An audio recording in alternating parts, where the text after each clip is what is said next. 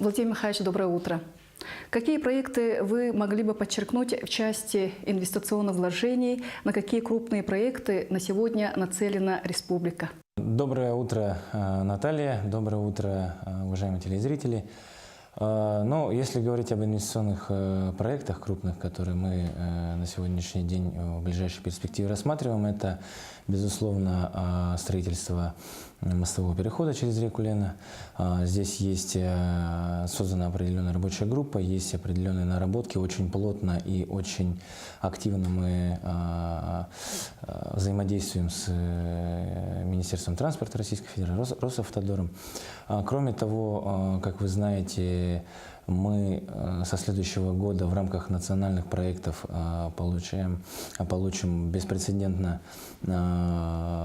крупные, так скажем, финансовую помощь с федерального бюджета на ликвидацию аварийного жилья. Напомню, до 2024 года мы планируем получить около 60 миллиардов.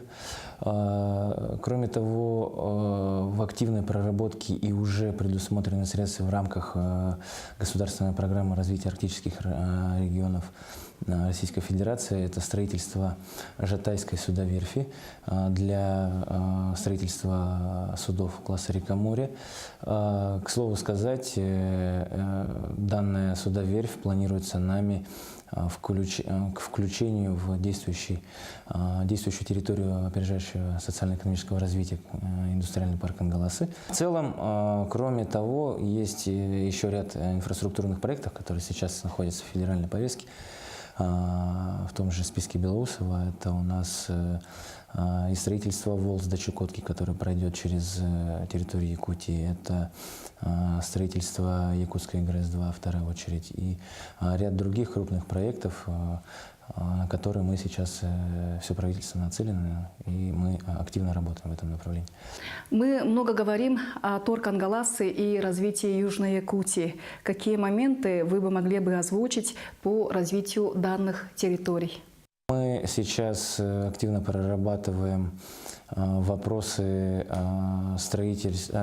реализации инвестиционных проектов на территории поселка Нижний Бестях, и, скорее всего, торг Ангаласы будут расширяться в эту сторону. Если будут инвестиционные проекты на территории близлежащих улусов от города Якутска, конечно же, тоже можно было бы это рассмотреть.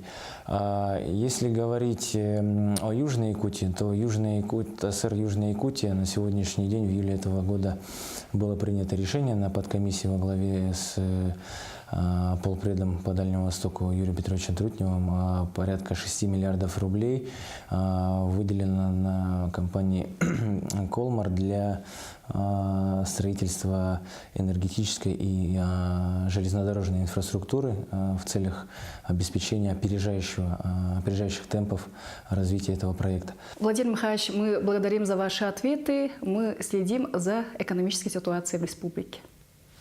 Держите руку на пульсе и всего доброго.